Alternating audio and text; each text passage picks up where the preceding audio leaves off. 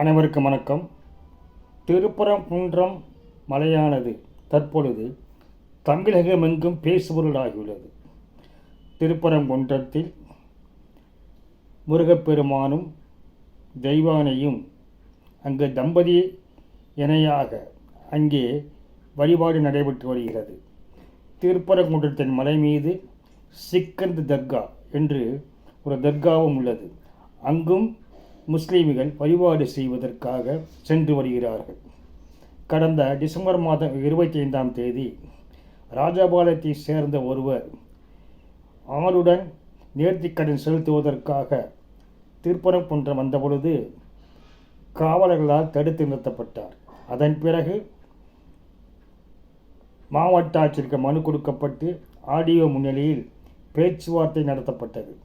அப்பொழுதும் சிக்கந்தர் மலை மீது ஆடு கோழி பலியிட வேண்டாம் என்று அவருக்கு அறிவுறுத்தப்பட்டது. இந்நிலையில் ஜனவரி மாதம் 18ஆம் தேதி என்று சிக்கந்தர் மலையில் ஆடு கோழி வெட்டுவதாக சிலர் ஊர்வலமாக வந்தபொழுது அவர்களும் தடுத்து நிறுத்தப்பட்டனர். இதன் பிறகு ஜனவரி மாதம் 22ஆம் தேதி ராமநாதபுரத்தைச் சேர்ந்த இந்திய யூனியன் முஸ்லீம் லீக் மற்றும் வக்ஃப் வாரிய தலைவரான நவாஸ் கனியும் தர்காவை ஆய்வு செய்வதற்காக திருப்பரங்குன்ற மலைக்கு சென்றார்கள். அங்கு அவர் நண்பருடன் அமர்ந்து உணவருந்த அது மிகப்பெரிய சர்ச்சையாக உருவானது. அதன் பிறகு பிப்ரவரி மாதம் 4ஆம் தேதியன்று இந்து முன்னணி சார்பில் திருப்பரங்குன்றத்தில் ஒரு மிகப்பெரிய ஆர்ப்பாட்டம் நடத்துவதாக அறிவிக்கப்பட்டது. இந்நிலையில் அங்கு 144 தடை உத்தரவு பிறப்பிக்கப்பட்டு அவர்கள் அனைவரும் வராமல் மாவட்ட எல்லைகளிலேயே தடுத்து நிறுத்தப்பட்டனர்.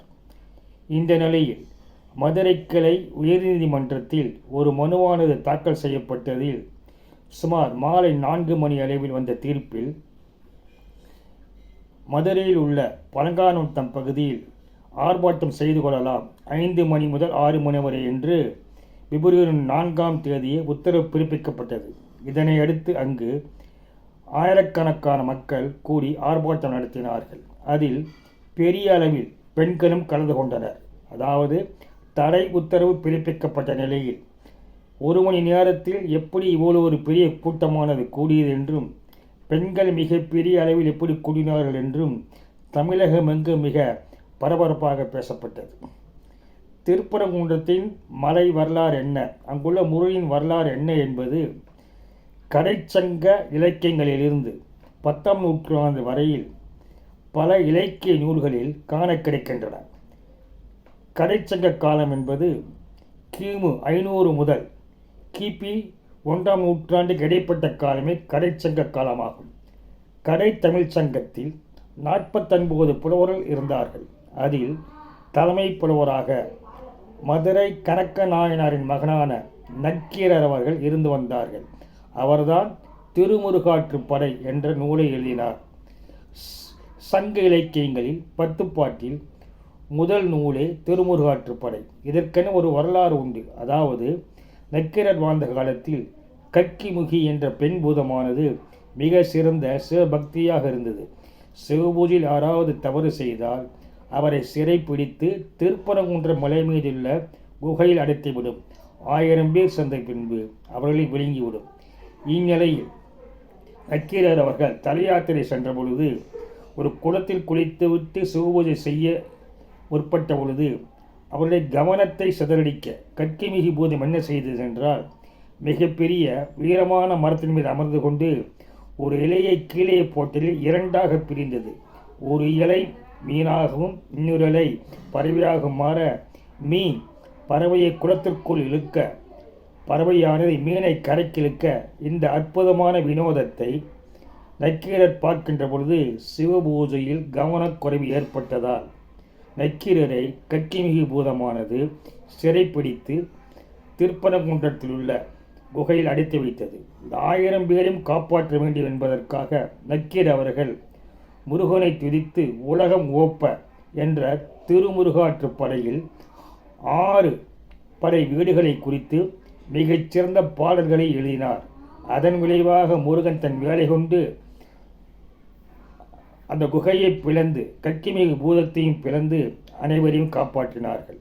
இந்த திருமுருகாற்றுப்படை ஆற்றுப்படை என்ற பெயர் ஏன் வந்தது என்றால், பக்தர்களின் குறைகளை, மக்களின் குறைகளை ஆற்றுப்படுத்தி நிவர்த்தி செய்வதால் இது ஆற்றுப்படை, இது திருமுருகாற்றுப்படை என்று அழைக்கப்படுகிறது. இதில் நக்கீரர் அவர்கள் பாடிய பொழுது திருப்புறம் குன்றத்தையே முதல் படைவீடாக கருதி அங்கு பாடல்கள் எழுதினார். அடுத்து இரண்டாவது படைவீடாக சூரபத்மனை வதம் செய்த செந்தூர் என்பதை திருச்செந்தூராக அவர் அங்கு பாடினார். அதேபோல் மூன்றாவது மலையாக முருகன் ஞானப்பலம் பெற்று ஆவணன்குடியான திரு ஆவணன்குடி பழனியை குறித்து பாடியுள்ளார். நான்காவதாக திருவேரகம் என்ற சுவாமி மலையில் முருகன் தந்தைக்கு உபதேசம் செய்த மலையை பாடியுள்ளார். ஐந்தாவதாக வள்ளியை திருமணம் செய்து கொண்ட தனிகையான திருத்தணி மலை குறித்து பாடியுள்ளார். ஆறாவதாக அவ்வைக்கு நாவற்பழத்தை கொடுத்து சுட்டப்பழம் வேண்டாம் சுடாப்பழம் வேண்டும் என்று கேட்ட பழமுதிர் சோலையை பாடியுள்ளார். இப்படி வரிசைப்படுத்தி 6 படைவெடிகளை பாடியதிலே ஒரு ரகசியம் உள்ளது. அதாவது மக்களின் ஒவ்வொரு குறைகளை தீர்க்க வல்ல சக்தியானது இந்த 6 மலைகளிலும் இருக்கிறது. அந்த 6 மலைகளில் அந்த இரகசிய சக்தியை மக்கள் உணர வேண்டும் என்பதற்காக பாடலாக பாடியுள்ளார். அதனால்தான் முருக பக்தர்கள் மாலை அணிந்து அறுபடை வீடுக்கும் சென்று முருகனை தரிசனம் செய்து வருகின்றார்கள். இது திருமுருகாற்றுப்படை என்பது சங்க காலத்தில் தலைமை புலவராக இருந்த நக்கீரனால் எழுதப்பட்டது. இதை தவிர அகநானூறு சங்ககால பாடல், இதில் 59வது பாடலும் திருப்பரங்குன்றத்திலேயே பாடுகிறது. அந்த பாடலில் சூர் மருங்கு அறுத்த சுடர் இலை நெடுவே சினம் மிகு முருகன் தன் பரங்குன்றத்து அஞ்சுவன் பாடிய சந்த கெடுக நெடுவரை என்ற பாடலானது பாடப்பட்டுள்ளது. அதாவது சூரபத்மனை வடம் செய்த பின்பு முருகன் சற்று சினத்தோடு இருந்ததாகவும் அங்கு முருகனுக்கு இந்திரனின் வளர்ப்பு மகளான தெய்வானை திருமணம் செய்து கொடுக்கப்பட்ட இடம் என்ற பொருளில் அந்த பாடலானது சங்க இலக்கியமான அகநானூறில் இடம்பெற்றுள்ளது. அதற்கடுத்ததாக அருணகிரிநாதர் மிக சிறந்த முருகபக்தர். அவர் திருப்புகழை பாடியுள்ளார். அந்த திருப்புகழில் சந்ததம் பஞ்ச தொடராலே சஞ்சலம் துஞ்சி திரியாதே கந்தன் என்றென்றும் துணை நாளும் கண்டுகொண்டு இன்புற்றிடுவேனே நந்தீலன் கொம்பை புணர்வோனே சங்கரன் பங்குக்கு சிலைவாழ செஞ்சலங்கண்டி கதிர்வேலா வெண்பரம் குன்ற பெருமானே என்று அங்குள்ள திருப்பரங்குன்றம் பெருமானை அவர்கள் பாடியுள்ளார்கள். இந்த திருப்பரங்குன்றத்தில் 5 சந்நிதிகள் உள்ளன. ஒன்று முருகன் தெய்வானைக்கான சந்நிதி, இரண்டாவதாக விநாயகர் பெருமான், மூணாவது கைலாய நாயகர் ஆலயம் என்ற சிவபெருமானுக்கும், நான்காவதாக அம்மனுக்கும், ஐந்தாவதாக பெருமாளுக்கும் சன்னதி உண்டு. இந்த கைலாச சந்நிதியை கட்டியவரே அகத்தியரின் மாணவரான மச்சமுனி என்று அழைக்கப்படுகிறது. அவர் இங்கு சமாதி அடைந்துள்ளதாகவும் அவருடைய அனுமாச சக்தியை இந்த காசி விஸ்வநாதர் கோயில் அருகிலே உணர முடியும் என்று கூறப்படுகிறது. அதேபோல் காசி விஸ்வநாதர் கோயில் கையில சுனையில் மச்ச முனியோர் என்பவர் மீன்வடியில் இருப்பதாக நம்புவது ஐதீகமாக இருந்து வருகிறது.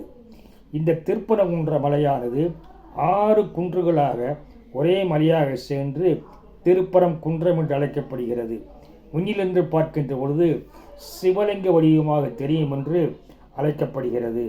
அதேபோல் தேவாரம் பாடிய திருஞான சம்பந்தர் 100வது பதிகத்தில் பண்ணிய பாடல் ஆடலன் மேய பரங்குன்றை உண்ணிய சிந்தை ஒடிகவருக்கு இல்லை ஒரு நோயே என்று அவர் பாடியுள்ளார். அதாவது இந்த அறுவடை வீட்டிலும் சென்று முருகனை தரிசனம் செய்தால் உங்களுடைய நோய்கள் நீங்கிவிடும், உங்களுடைய குறைகள் நீங்கிவிடும், அனைத்தையும் இந்த முருகப்பெருமான் ஆற்றுப்படுத்துவார். எனவே தான் இது ஆற்றுப்படை வீடு, படை வீடு என்று அழைக்கப்படுகிறது. இதை தவிர சங்க இலக்கியங்களில் பரிபாடல், கலித்தொகை, மதுரை காஞ்சி, கல்லாடம், திருமுருகு போன்ற நூல்களிலும் பாடப்பட்டுள்ளன. திருவிளையாடற் புராணத்திலும் கச்சிப்ப சிவாச்சாரியர் எழுதிய கந்த புராணத்திலும் இந்த திருப்பரங்குன்ற மலையானது இடம்பெற்றுள்ளது.